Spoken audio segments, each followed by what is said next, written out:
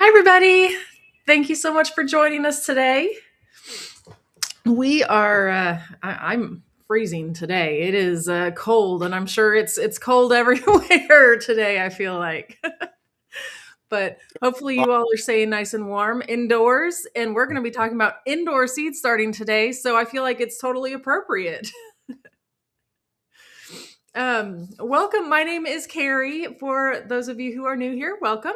This is my husband, Dale. We are the creators of the Seed to Spoon app, of a Park Seed to Spoon app. We started gardening back over 10 years ago now. And we neither one of us really knew what we were doing whenever we first started out. And we turned our Oklahoma backyard here from Bermuda grass.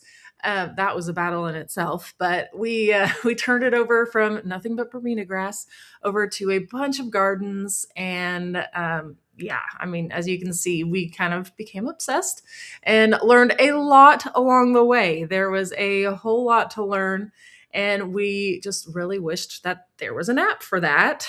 And we couldn't really find a great one, so we were like, well, we might as well make one for us. And then we ended up sharing it with everybody. It's been a fun ride. So welcome everybody. Thank you all so much for joining, and pop into the chat, introduce yourself. I'd love to hear where you guys are. Hopefully you all are staying warm. It is okay. I am extremely jealous here. Shelly said it's 72 in Florida. I'm so jealous right now, Shelly. You could be outside planting too. Ooh, 3. Okay. I don't feel as bad now. Thank you. Although we will have temperatures close to that coming up. Oh man, it's going to be a wild ride coming soon for us. If y'all haven't seen the weather forecast yet and you live anywhere south, you might want to look at that. It's supposed to be a historic ice storm and snowstorm coming to a lot of us, and we got a lot of work to do to get our farm ready. So we got a couple days, thankfully, before it's going to be here at least. So Yeah. But got a lot of straw to carry around and stuff. Well, and luckily we do a lot of our gardening inside too, as you can see, like on Dale's background, which is our sunroom. So we have a lot of greens growing back there. We have a green stalk just filled with a bunch of lettuce. And then here in the kitchen where I am, I'm at the dining table, and I have like a bunch of different pots in the windowsill here. I have some kitchen mini tomatoes and peppers and basil and all of that growing over here. So it's really fun. I can still have a lot of plants around me even in the winter. So yeah, it's amazing. Today we're going to be talking all about how to start more. So over Carrie's other shoulder, you can see a lot of the seed starting that we've already got going. We've got some petunias up there and some lettuce and some other cool season stuff we've got going up there that we're going to transplant out in our green stalks. So we're going to talk all about seed starting today and cover everything you need to know about how to start your own seeds and why and when and any other questions you have. Yep, absolutely. And before I forget, also, oops, well, there's a little preview. But before we dig in really quick, I do want to mention we do have a giveaway that we're going to be doing, and it's going to be for a 1-year free premium Seed to Spoon app subscription, along with a Park Seed Biodome seed starting system. So this is an incredible giveaway right here. I'm super excited about it. For the these, if you haven't seen the biodome before, this is the biodome over here. Oh my gosh, I can never see where I'm planting or pointing here. So this is the biodome. I start most all of my seeds in there just because it always works. It is super amazing. So I'm going to be talking about a lot of these, but we'll talk about other seed starting supplies and all that too. But this is part of the giveaway today too. So one of you lucky winners will get that today, along with a premium Seed to Spoon app subscription too. So that comes with unlimited visual garden layouts that you can do for planning your garden. It'll come with, you can send pictures up to Growbot of plants and pests for plant help, all of that. I mean, I could go on and on. You get free shipping on all your orders through Park Seed. Yeah, so many things. So yes. All you need to do to be entered in to win is simply comment. So the more you comment, the more you will get entered in to win. And I will draw a winner at the end. Yeah, we definitely encourage you to jump into the comments and just join our community. There's a lot of people that are here every week. It makes it super fun. So jump in, introduce yourself, let us know where you're from, and if you have any questions, throw them in there too. Yeah, absolutely. It's super informal. We really just like to hang out and talk and answer your questions too, and makes for a fun time. Oh yes, Donna, I feel it too. She's got all of her biodomes all lined up and ready to go to plant. I love it. Hmm. All right, so let's Okay. talk about why you might want to start seeds. So, a couple of reasons here. The first one I would say is going to be the cost savings. You're going to save so much money by starting your own seeds. If you're going to the store and buying transplants, you're probably looking at $4 or $5 for each plant. And for that same amount, you can get a pack of seeds that has hundreds of plants for some of these varieties. So that's a big reason why you'd want to start your own seeds. But Carrie, what do you got as a reason to? Well, I mean, I will definitely support that too because I used to buy all sorts of like hanging baskets too of flowers. And I have now this entire one up here is filled with petunias right now. So I won't have to buy any hanging baskets this year. I'm going to be doing all of mine for like a fraction of the cost. It's incredible. And really, like with this, like I hardly have to do anything. I watered it in the very beginning, put the lid on, and just let it do its thing. So, I mean, there's very little care for a lot of these, and it's very easy to do, and it's fun too. It's very rewarding to get to care for, your own plants and get started and just feel how incredible it is to get started. And it's also really fun to include your family involved too. My kids are always wanting to help out, do seed starting. They always want to start the seeds because they love doing that. Um, so it's really fun to do that. And I let them pick out the unique varieties. That's something too. Like if you go and buy transplants, you won't necessarily get the variety of plants that you would get, say, if you go to Parkseed website and start looking and scrolling all of the seed packets they have. I mean, there's like literally hundreds of tomatoes you can grow, hundreds of different zinnias. I mean, the sky's the limit. And also, like, if you're growing food too, like, there's so many differences too, because if you go to the grocery store, you're not going to see things like rainbow carrots or purple potatoes and just fun things like that. It's definitely something that is fun to grow all the unique varieties. And yeah, there's so many reasons I love to seed start. So I could keep Yeah, going on and on, but I won't. I think the variety is a big one because if you're going to buy your transplants from the store, they're going to be the same couple of varieties they send most everywhere in the country. And you're going to be missing out on a lot of either maybe varieties that will grow better where you are or just cool varieties in general. Like she mentioned, the purple potatoes, the things like that, that you're just not going to find out as much unless you do buy your seeds and start them yourself. Yeah, absolutely. So before we get too deep into indoor seed starting and talking about how to do it, I do want to mention not every seed is going to want to be started indoors. There are a difference between like some seeds you definitely want to start indoors, give them a head start on the season, while other ones, if you start them indoors and try to transplant them, they're not going to do quite as good for you. I mean, a real good rule of thumb for me that I usually go with is if it is a root crop of any sort, I'm always planting it outdoors, directly by seed. And everything else, like there's so many other things like that you can start by seed indoors. But the things typically that I'm starting indoors are the ones that have like a longer germination time. or it takes them longer to grow. So things like peppers, like I have pictured here. I also do broccoli and cabbage and things like that I want to get a head start on, so I can get a harvest sooner before it gets too hot. Because we have we have a limited time frame whenever whenever spring comes. I feel like it's just poof hot. So we try to get a head start on a lot of our cool seasons so that way we can get a really good harvest in before the heat of the summer. So, yes. Oh, yep. This is a good call out too. Cami was saying cucumbers hate being moved. I agree with this too. Same with things like peas and beans, things like that. I will direct sow outdoors too.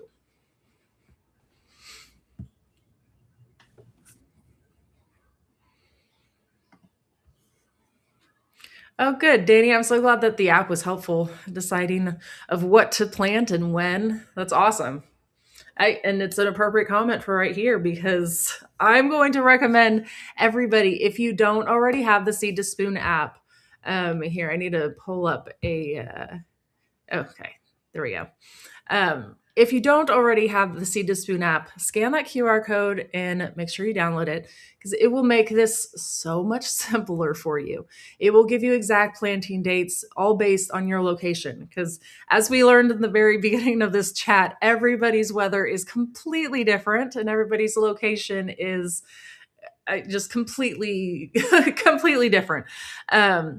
So the Seed to Spoon app is going to use your location, pull from the closest weather station to you, and it uses like the last 100 years of frost data. It calculates out what your predicted last frost should be, and it goes through and plans out like when you should plant everything. So it's amazing, and it gives you exact planting dates. I love it. I live by it.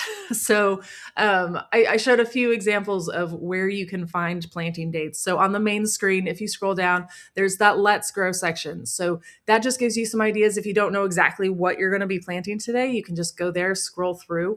I actually screenshot this morning, and I was like, look at all these things I can grow and get started today. So I was really excited.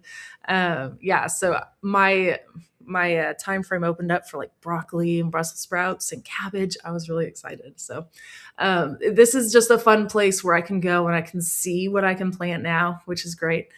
And then if you go into the growing guide section as well, and because you know exactly what you want to plant broccoli, you can go tap into broccoli and it'll pull up the exact planting dates right there so you can see them too. So lots of ways that the app can help you out and give you planting dates based on where you are. Yeah.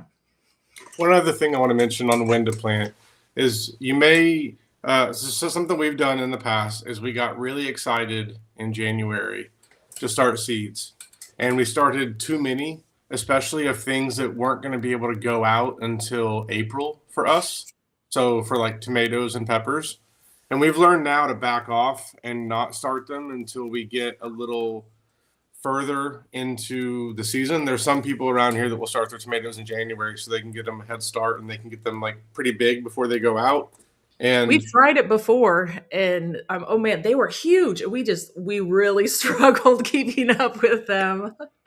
yeah, so we've backed off a little bit and we'll probably start more of our tomatoes now at the end of February and early March, just to give them a head start so that we can still start them ourselves, but not be trying to manage these like 3-foot tall tomatoes inside of a garage with shop lights and everything. It just gets to chaos. So that's one thing to mention too, is on these things that are going to get really big, plan ahead. So last year, Carrie got really excited about loofah, and we started one way too early, and that loofah was growing all through our garage.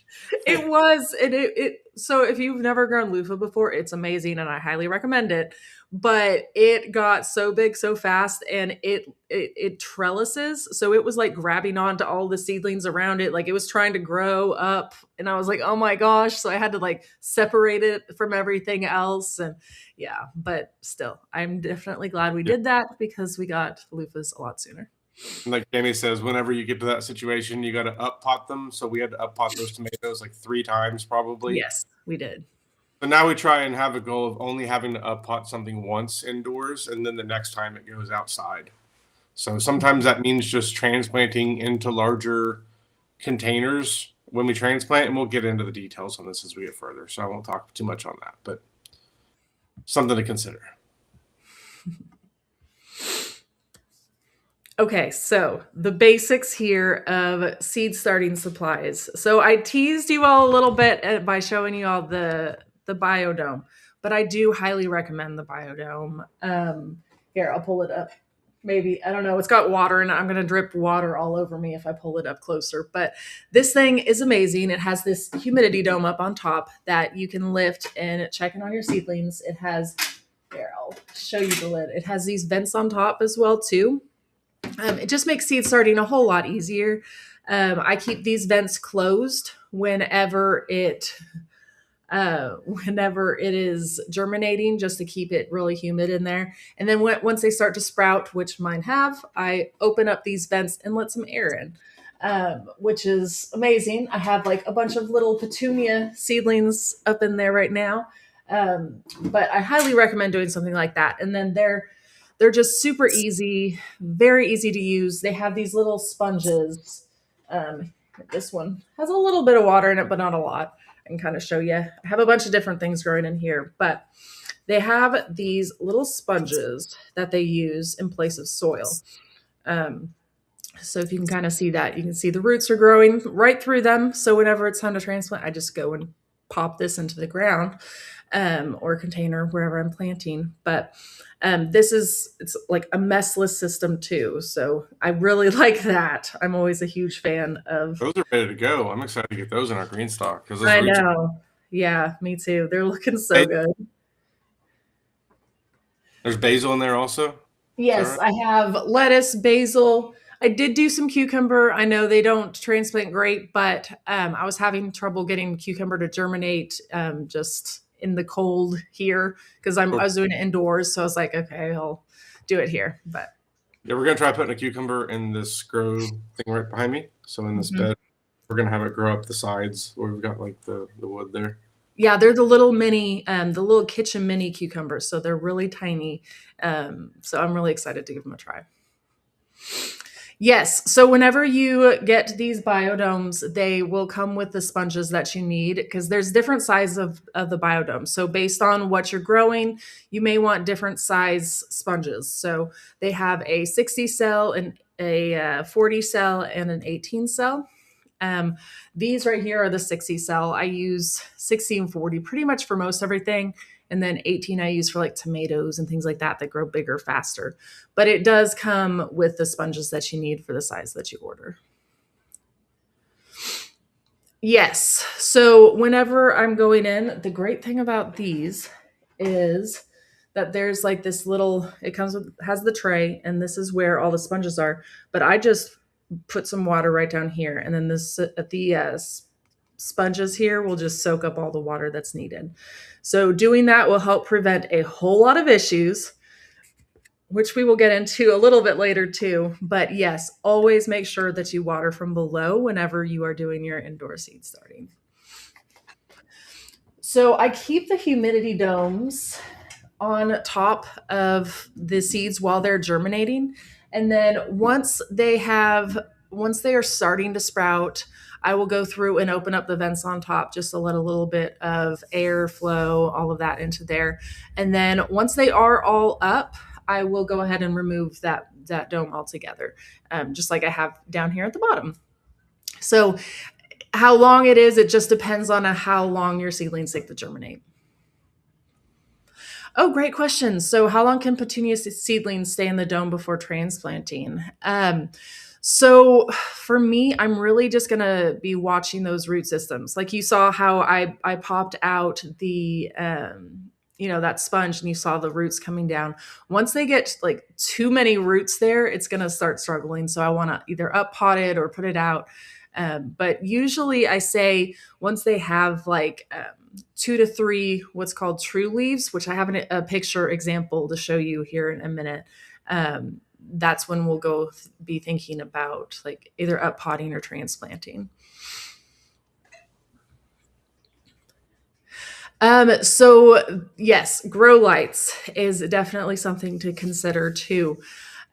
So we do a variety of different types of grow lights. I have a couple different grow lights pictured there, and even more different ones behind me. So I have all sorts of things. So these are just some. I mean, these are just standard grow lights. I mean, I think we just got these from Amazon, but in the in here we have like just a simple tabletop grow light as well too that we got from Park Seed.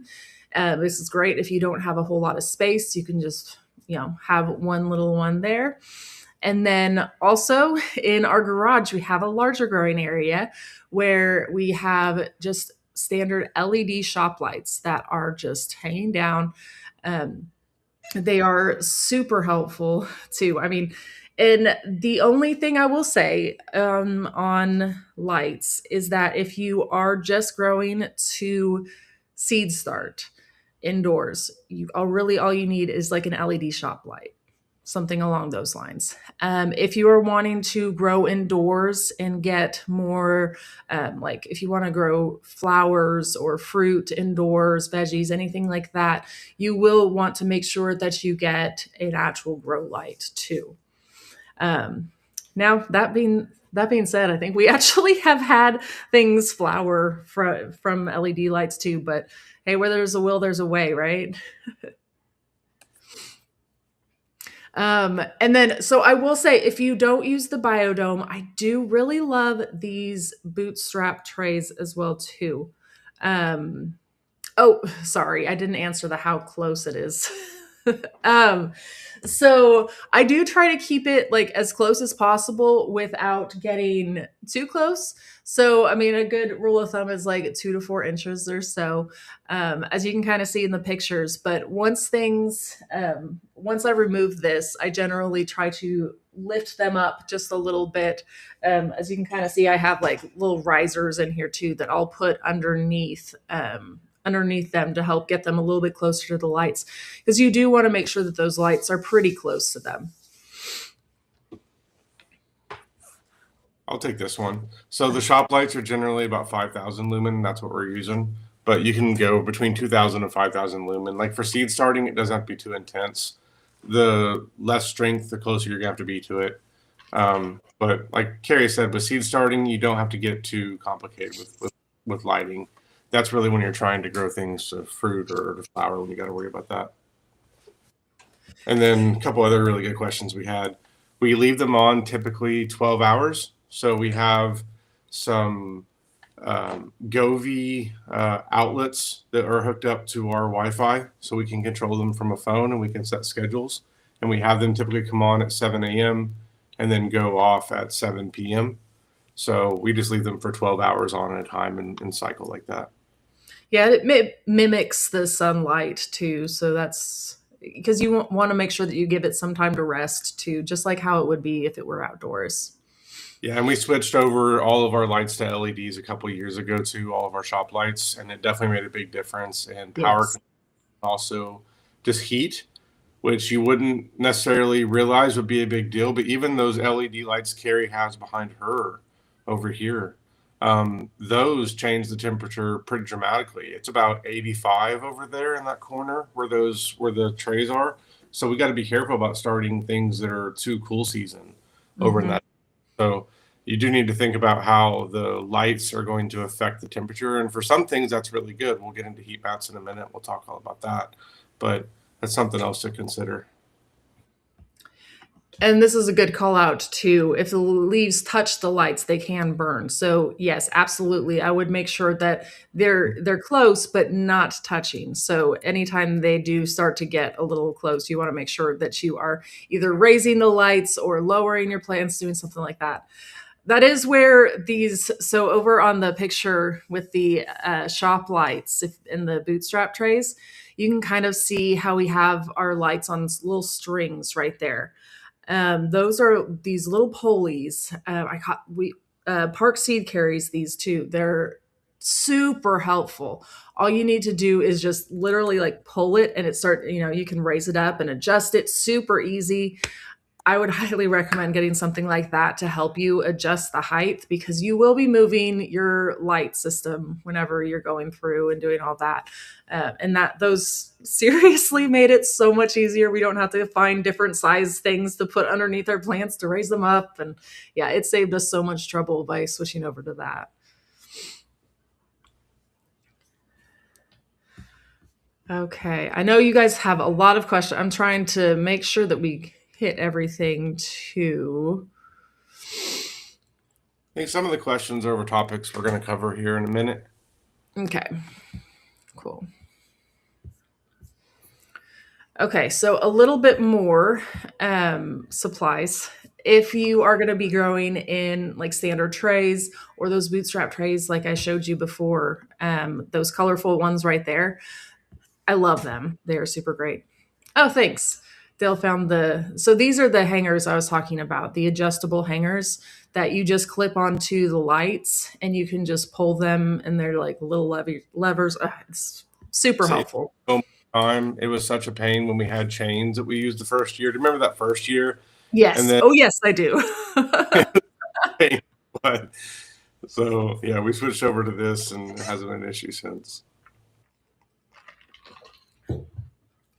Yeah, so if you have trays like those bootstrap trays or something else that you're going to be growing in, you'll want to have some sort of soil mix.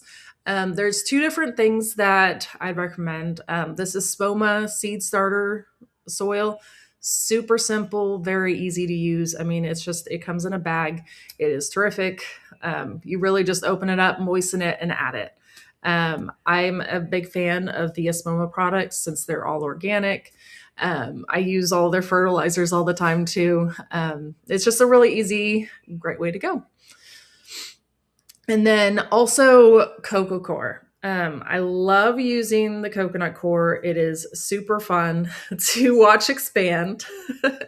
I love, we just put it in like this little, we either put it in like a tray or a bucket or something, get it watered, and then it just completely expands. It comes in like a little brick like this. And then after the fact, you have like a whole bunch of coconut core. It's pretty cool. Here's a tip. So the trays that we get are actually the busboy tubs from Sam's Club. Yeah. They're pretty cheap, and it's a great way to expand coconut core, or like we'll keep like seed starting mix in it or stuff like that. Like they're really durable and those work really well. Yes. Yeah, absolutely. I saw this. So Paige was saying I use a mix of cocoa core and vermiculite. Yes, that's absolutely perfect. We would do the same too if we were making our own. And we have a big mixture going out in our garage of coconut core and vermiculite, and that's what we would pull and put into our trays if we're not going to be using the biodome.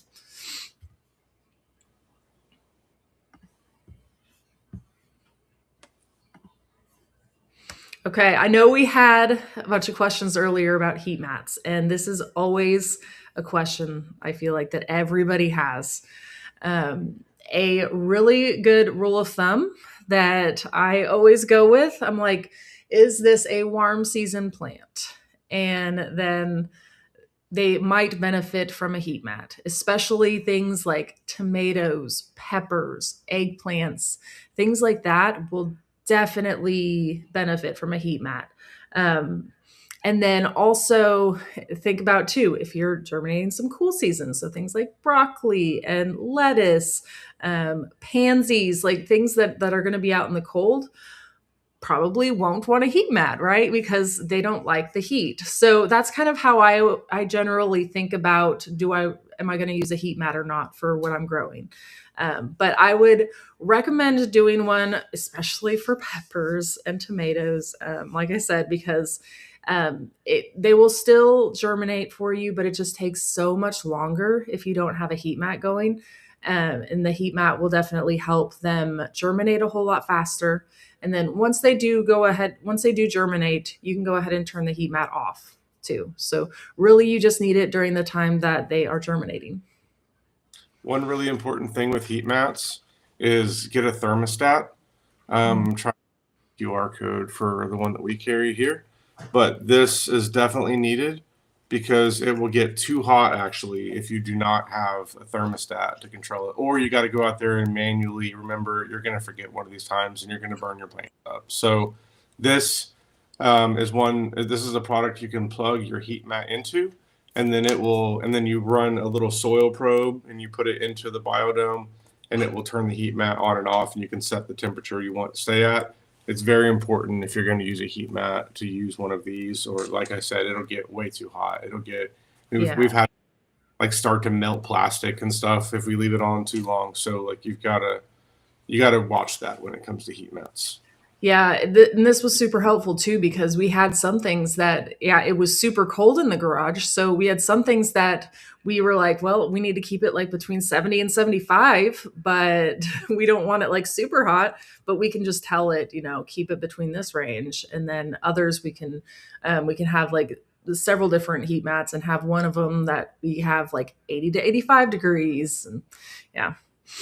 And another thing to consider here is if you don't have a heat mat, a lot of people will also just use areas of their house that are warmer. So um, if you have like an area with a bunch of electronics around it, now you got to be careful mixing water with electronics. Like a heat mat's probably a better way to go. But I have heard people, talk about doing things like that. Or like Carrie has that grow light behind her. Like I mentioned earlier, it's going to get 85 to 90 just from having all those lights condensed in one area.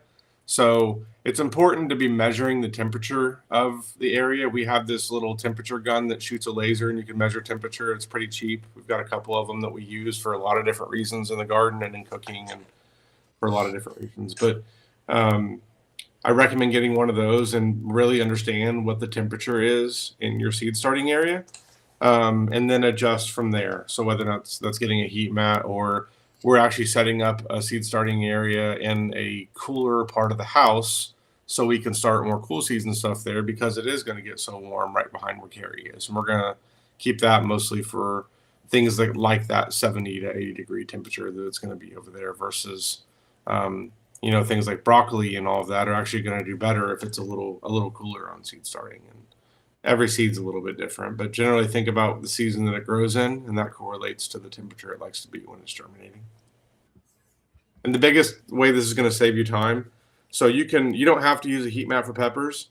It's going to at least double, if not triple, the amount of time it takes for that pepper to develop into a seedling, because the if you have the right temperature in place, it's going to germinate much quicker. It's going to develop faster. It's going to do much better than if it's not the right temperature for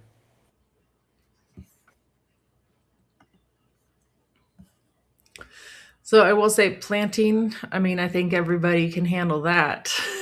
um, but I will say, whenever we switched over to using the Parkseed Biodome, I was still putting in like two or three seeds into each sponge because I was thinking, not all the seeds are going to germinate, but I was getting two or three seedlings coming up every single time. So I was like, oh man. So I always tell everybody just one seed per hole is really all you need in the biodome, because I mean, 99% of the time it's going to come up, as long as you have good seeds.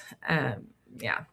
And I will say, if you do have more than one seedling per area, you're going to need to do what's called thinning them down. You won't want to have more than one per area, whether it be in the sponge or a little container or whatever it is you're doing, because those two plants are going to start competing for nutrients, for water, all of that. And you're going to have two struggling plants instead of one thriving plant. So it is difficult to do at times because you don't want to get rid of them, but simply just taking scissors and chopping one of them. And you can use that as like microgreens in the kitchen. You can pop it into your compost pile. If you have chickens like we do, they love it too. But so don't put them to waste, but definitely try to keep it to one seedling per area.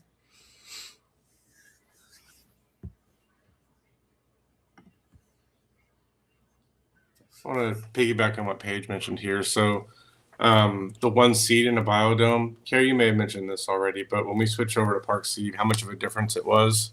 Mm-hmm. Before we would put 2 or 3 seeds in a hole because we pretty much expected we had to in order for it to sprout. Yeah, And because it just wasn't working over before. to seed, we had much higher germination rate. I'm pretty confident that's because of how they're kept. They're stored in an air-conditioned warehouse. It's dark. It's the ideal environment for storing seeds and keeping them, versus somewhere in a store where you have all these bright lights and 70 degrees and just and not the ideal conditions for storing seeds. So we've seen a dramatic uptick in our germination rate. So that does allow us to do only the one seed. And also I think the biodome helps with that too. But um, yeah, we haven't really had any situations where we only do one seed and then end up regretting it because we didn't have enough germination. And it does suck to thin down. So it feels good to not have to do that. Mm-hmm. I wanted to call this out. Smart Pot says labeling too, and believe it or not, I did not make a slide on that, and I was like, oh man, here I need to share the app really quick I think because that Carrie's life has been changed by the app, because before we had yes, so many labels. Like we would spend, it's like hours just writing out labels, oh my and gosh. all managed here in the app. So we actually have a Well, bio. and then too, I would write the labels, and then the water from watering them would wash them off like a month later, or the sun would fade them, and I couldn't be able to read them anyways. Oh, it was so frustrating before. So now I have it all in the Seed to Spoon app, and I don't have to worry about any of that. Oh, it's amazing. We But have yeah, this is right. my petunia biodome right here, and then I also have my one down here too that I planted out, so you can see kind of what I have and where. But yeah, this is a life changer for me. And before too, we were having. I mean, you can kind of see on the labels here. Like this was how we had it before. We would have these labels right there, and when we had the grow lights on, like some of the seedlings would get like shaded out from these labels and not do as well. So now we don't have to worry about that. Like so many different things that the app has saved me with. I love it. So, yes.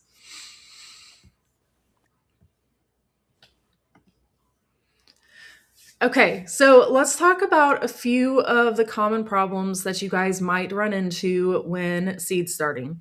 Um, all of these, I mean, just because you run into this does not mean anything about your your skills. I mean, everything has happened to us before too, and most all of these you can come back from. So this right here is, you can see on the picture, these are called leggy seedlings. This is a picture taken from me.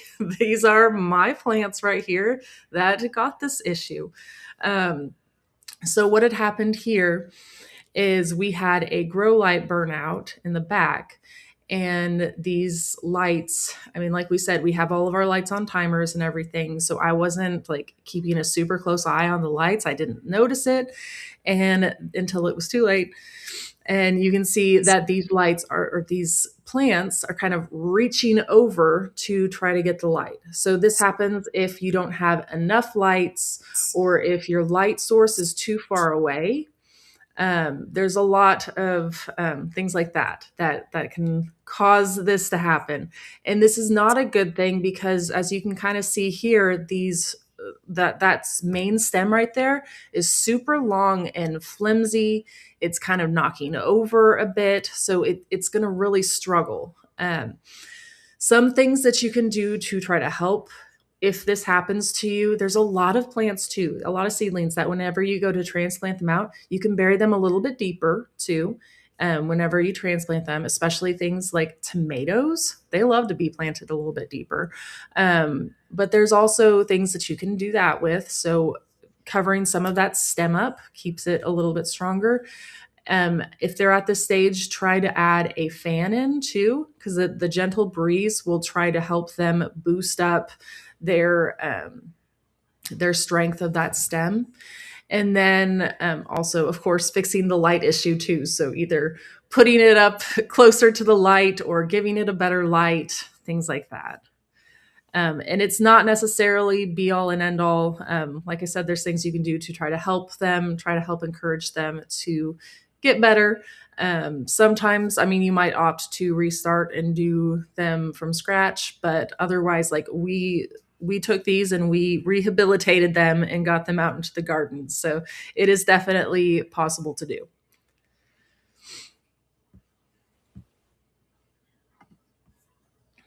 And then mold is something that else that you might see. Now this looks like up at the very top of your. I wish I had a picture of a seedling with mold, because I definitely have had this issue before.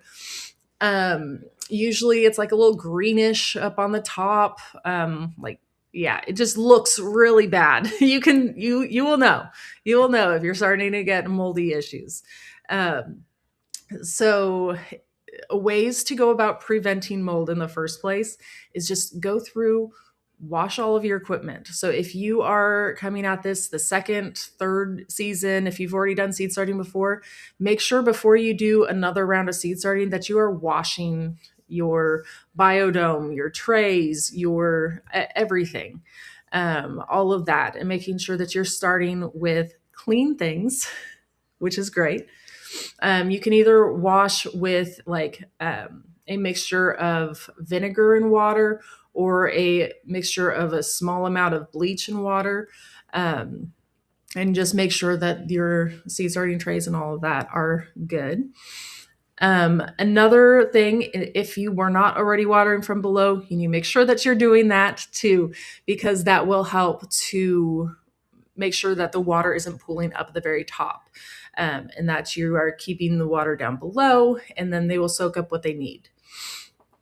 Also, a fan is huge. I can't say this enough too. If in your seed starting area, if you have room for a fan anywhere, like we have just like this little box fan right there, it can be huge to for a lot of different things, especially mold. And a couple things we'll talk about here in a minute too. But it will help too to keep that air circulation. It'll dry out the top of the seedlings a little bit and make it so the mold doesn't have a great environment to thrive in again. Oh, great question. So, how much water do you pour in a biodome and how long do you keep them soaking? So, if I'm having issues with them with like moldy or with gnats or anything like that, I will go through and pour, I mean, just like an inch or so into there. I'll let it soak up for about 30 minutes to an hour and then I can dump it out. Um, but besides that, like right now, I just have water in there and the sponges are pulling up what they want because I haven't had any issues or anything. But I feel like with a biodome, you very rarely have issues because those sponges are sterile. Like they're really, really great to grow in. We had a question earlier about sterilizing soil, and we've tried it in the past. It was a huge pain in the butt. We baked all of our soil. It made the house smell terrible.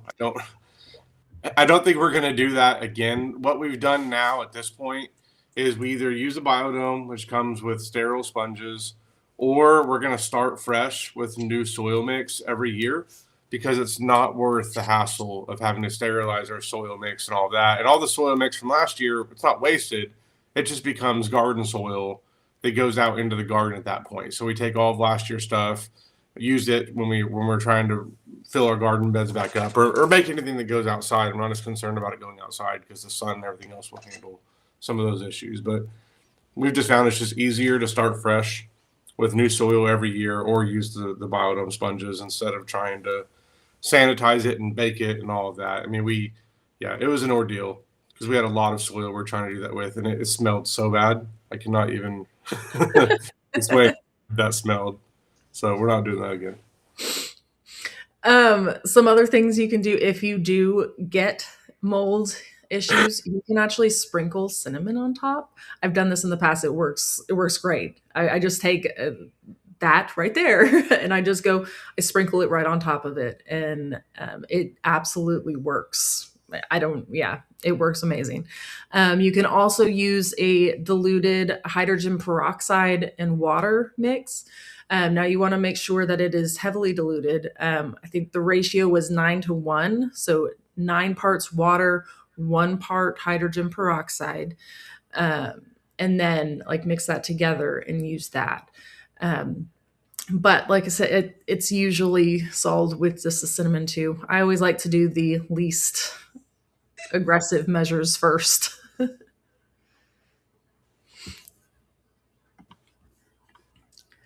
And then there's also an issue that's called damping off. So if you've ever grown indoors before, you may have had this issue where you have a seedling that's growing, and then it just stops and just doesn't do much. Now, typically, I mean, it's going to be it's sitting in too moist of soil essentially. So a lot of the things that we talked about before with the mold is going to be key with this as well too. So you want to make sure that you're starting with really good, clean seed starting equipment. Have a fan going in there for air circulation, and always water from below. I can't stress that enough. Like pretty much for every issue, I will say, are you watering from below? And that'll be great.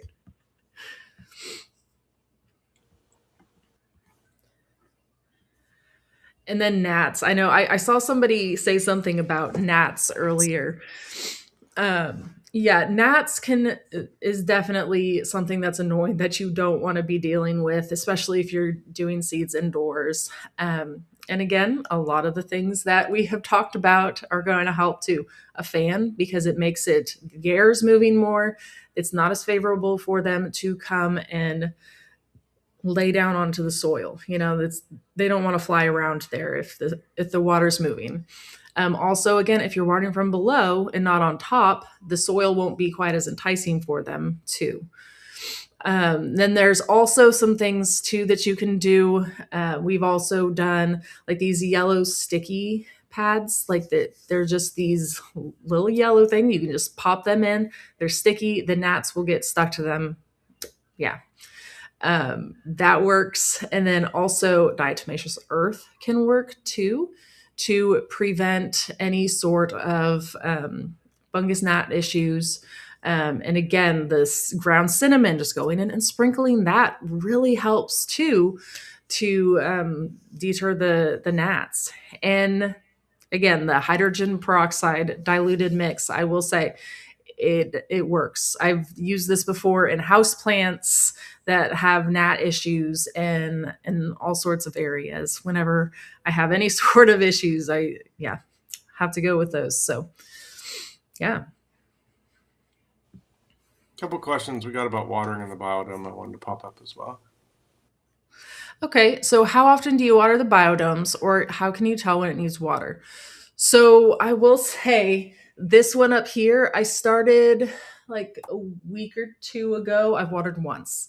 And whenever they are first seed starting and the dome is on, you barely need to water them at all. Um, so I mean they're very little whenever you're first going, but once you open them up and you start having like the seedlings pop up, you're going to need to water them more. So there's really not like an actual like do it every day, or because really like when they're at this stage, I'm like doing it once a week maybe. But once they start growing and they get more roots and more demands, they start getting bigger, I'm going to be watering more, maybe once every couple days or so. And you can definitely tell when it needs water too. These sponges right here, like you can definitely see the difference because you can tell right now. If I can pull it out, you can tell right now how like it's like damp and expanded. Whenever it gets dry, it like almost like shrivels up. You can kind of like you can definitely see whenever it needs water. Like you'll know. You'll know.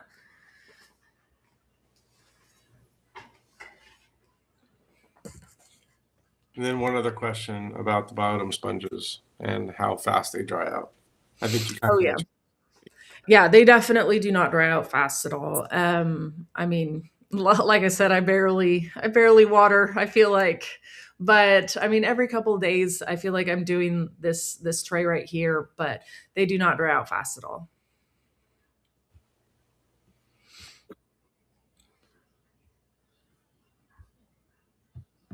Okay. Oh, this is a good call out. I haven't used a fan before, but I always rub my hand over the seedlings several times a day and end up with very strong stems. So, yes, this is a great tip. So, if you don't have a fan or if your seed starting area is not big enough, going in and doing this will do wonders for your plants. Even if you have like the leggy seedlings, or if you have healthy ones too, it just helps them get used to what's going to be going on in their environment whenever they move on and go outside. So, which is what we will talk about right now. Um, so this process is called hardening off, which is the process of taking your seedlings from indoors in this protected, sheltered environment and gradually getting them used to outside in your garden where they're going to be living full time. So you don't want to take these babies who have been inside and cared for and loved on and just throw them out there. So they will not do good if you do that.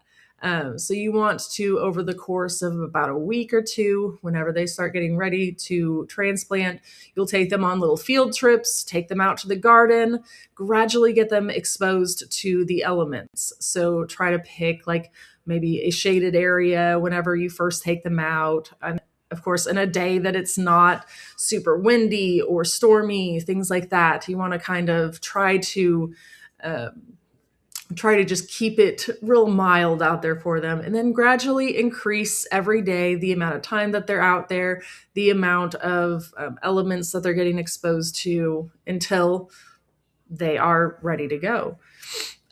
You won't want to start the process of hardening off until they have usually about 2 to 3 true leaves. And these pictures down here on the bottom, you can kind of tell, it gives you the example. The ones that are in the biodome, those are seed leaves right there. So those are not true leaves. Those are not what the plant is going to look like. So a true leaf is what it is actually going to look like whenever it grows up.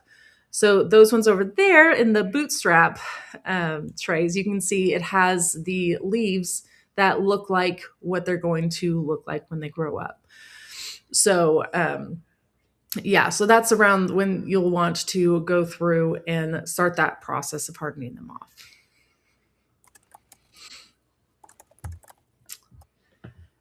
Okay. Now I know there is a whole lot to talk about with seed starting, and I feel like we covered a lot in a small amount of time. So if you guys do have other questions, please like feel free pop them in the chat, or if I missed anybody at any point, come in and let me know.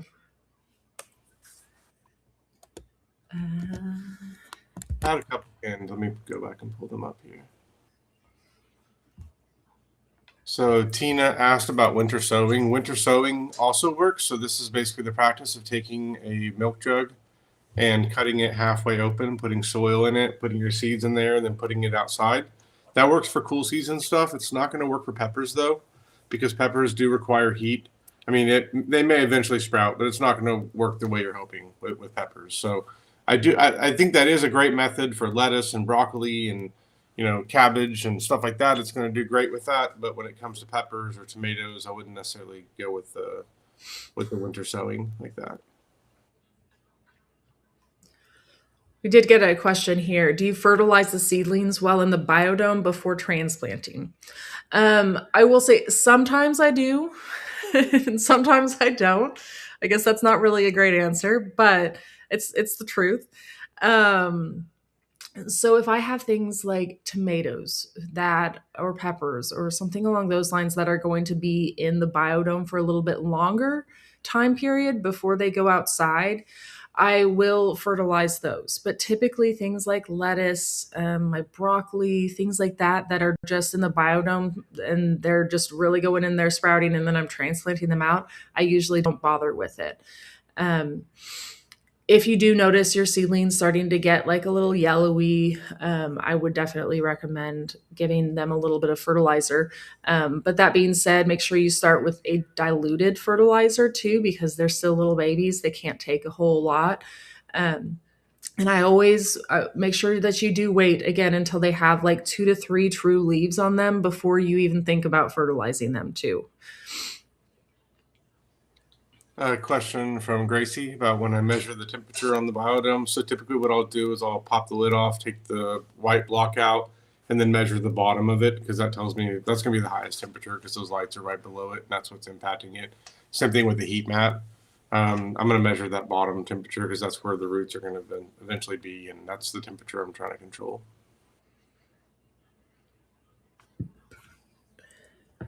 Is there an issue with algae in the biodome? I mean, I've had that issue before in the past, but it's not, unless you are keeping a lot of water in there for a long period of time, you're not gonna really struggle with this at all. Now, if you put a whole bunch of water in there and just leave it, and you don't have any air movement or anything like that, and maybe you had the lid on, like, I don't know, you'd have to have really good, perfect environment for it, but usually we don't have to worry about anything like that in the biodome. Yeah, and you just make sure you clean them in between uses. If you Yes. don't do that, then you could totally have issues. But that's why it's so important to be cleaning them between Yeah.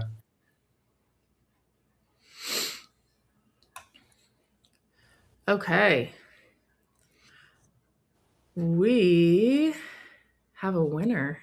So we have a lucky winner who is going to be getting a free 1 year premium Seed to Spoon app subscription, along with a Park Seed Biodome. Yay! It's exciting. Drum roll, everybody! Congratulations to JC Cruz. Send me an email at info@seedtospoon.net and I will get you all hooked up with all of your goodies.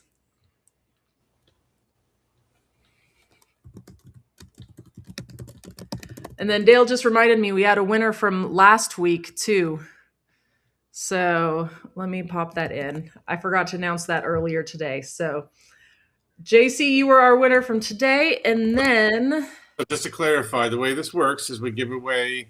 We have a giveaway for the live stream for who's here right now, and then once this goes up to YouTube, if you're watching this after the fact, you've got a week because next week we're going to do another live stream. We're going to announce the winner from who's left a comment on the YouTube channel between then and now. So well, YouTube and Facebook, wherever it yeah, was, wherever yeah, it goes. yeah. Yep. Thanks for. So congratulations, Cami Lindberg. You are a winner from last week. So send us an email at info@seedtospoon.net. We'll get you hooked up too. It's exciting. We have a lot of winners. So congrats, everybody. And like Dale said, I mean, it's super easy to be entered in to win. All you need to do is comment like after we finish here, and you guys can go back in, comment in if you want to be entered in to win again. And yeah, and we'll be back here same time, same place next week. If there's something you want us to talk about or a topic you'd like us to cover, that's a great comment to leave. We read all of them, and that usually guides what we're going to talk about the next week. Is usually driven by your feedback and your questions. So, yeah, I think we're all going to be, well, not all, half the country is going to be under ice and snow next week. So now's a good time for the seed starting. So we got a lot Yep. of indoor projects we need to get done. So we're going to be bundled up and ready to go. So thanks for joining us, everyone. We'll see you next week. Thanks, guys. Bye.